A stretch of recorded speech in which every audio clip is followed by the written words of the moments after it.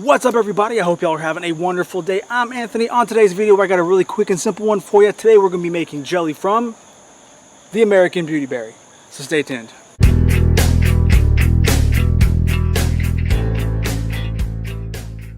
That's right, today we're going to be making a jelly from the berries of the American Beautyberry bush shrub. It's kind of 3 to 5 feet tall, but this thing grows wild all over my area. I'm talking about like on multiple points of even my yard. Wherever the sun hits, this stuff seems to grow. So I wanted to try to take advantage of the resource and do something else besides what I did a couple weeks ago, where I made a mosquito repellent from the leaves. That actually worked out very well. I'll put a link up here or down below in the description for you so you can check that video out if you happen to have missed it. But this is one of those plants that's basically readily available for me. It's one of those things that I find everywhere, and I want to try to take advantage of a free resource when I can. So today we're going to be using these berries. Before I get started, I want to go ahead and make sure that I mention one thing, something I'm probably not supposed to do here in YouTube land, and I'm going to have a, confession. I've never actually tried making a jelly from the Beautyberries, but I do have several years experience making jellies with other things. Apples, figs, peaches, all kinds of berries. I just haven't done it from Beautyberry because basically when I've done my research on these, and I have eaten them before growing up here in the South, they just don't taste like anything. They kind of taste just like a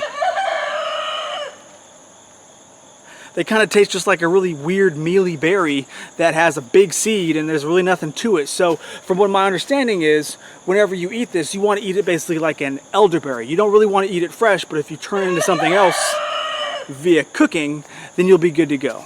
Since I'm going to be making a jelly, I'm not going to be incorporating the fruit into the final product. It's just using the juice.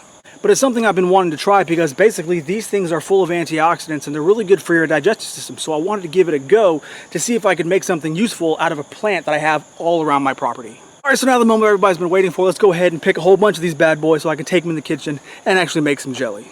All right, I find it easier whenever I was doing the harvesting of the berries that you can pull them off in clusters like this, but if you just put the bucket underneath the branch and just kind of peel, they all just fall into the bucket anyway. But you got to make sure you wash them because there's a whole bunch of bugs hiding in there, so be careful for that. Now you're going to want to take all your Beautyberries and put them into a measuring device. How many you have? I have 3 cups. 3 cups I'm going to go ahead and put into a saucepan with 3 cups of water and go ahead and bring it to a boil for about 20 to 30 minutes. Okay, so after about half an hour, you want to pour it through a cheesecloth lined strainer. That way you can get all the berries and seeds and all the good stuff. And I realized that, yes, it is still very hot, so, burn my hand even with a glove on. If you just twist up that cheesecloth, it strains much, much faster and you get all that juice out of there. Then you're going to want to put that juice back into the pot and put it back onto the stove. Now you want to take your Sure-Gel or your pectin, you want to look at the date. Obviously mine has expired, but we're going to go ahead and try it anyway. And as you can see on the back, the quick recipe requires 3 cups, but I'm going to go ahead and add 4 for like the cooked recipe because I figure with 4 cups and expired pectin, it should gel pretty, relatively easy. So I added the sugar, I added the pectin, and then one thing I always want to add to any of my stuff, I'm going to be canning it, is some lemon juice. So I got 2 tablespoons of lemon juice just because it helps acidify the thing, not to mention all the sugar. It should store no problem when I put it into jars. So then I want to go ahead and bring this mixture to a boil, and I changed out the wooden spoon for a whisk. It makes it so much easier. Bring it to a boil so you can't stir it down and boil for about 10 to 12 minutes. Make sure you don't boil over because yes, it will boil over.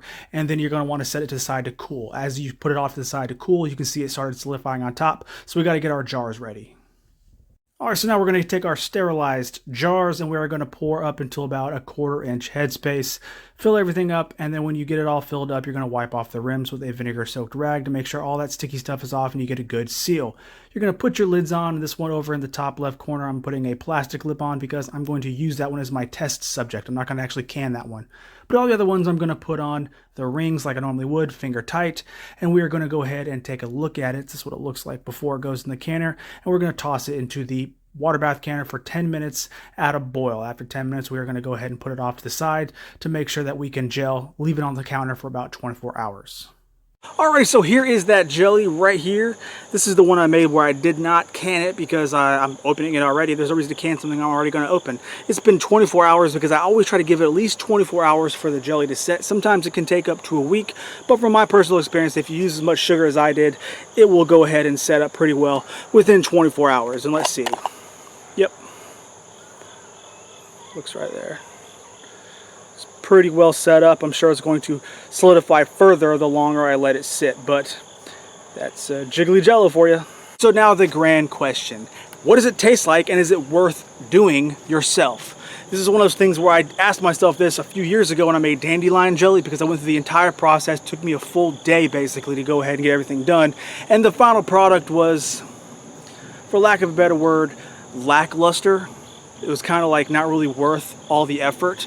So yeah, it's nice to be able to make something I can get for free, but when it comes down to it, I'd be much rather happy making jellies out of other fruits that I grow myself. But I wanted to try this one out because this is something I don't have to put any input on. I don't even have to water these things, and they show up every single year. So I wanted to go ahead and give it a shot and see if it's going to be worth it. So we're going to take some of this jelly and we're going to put it on a cracker, a saltine cracker, because it's the most bland thing I got.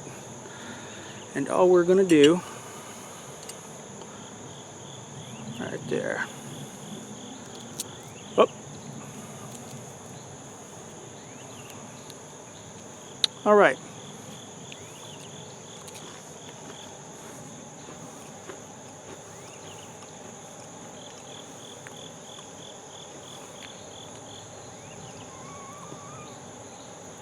That's pretty good. You know what, y'all? Yeah, this is actually pretty tasty, and I'm pretty glad I made as much as I did, because I'm probably going to eat all of it. This is actually really good. Something I definitely would imagine other people, if they didn't even know what it was, would appreciate. So I think I absolutely do like this stuff. And it smells basically like how it tastes. It's almost got a florally thing going on.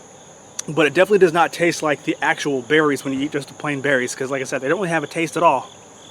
And this has got its own fruity flavor and aroma, so that's a win.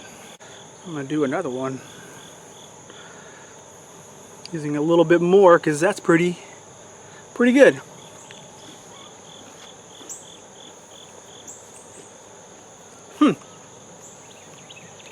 Wow, can't make this stuff up.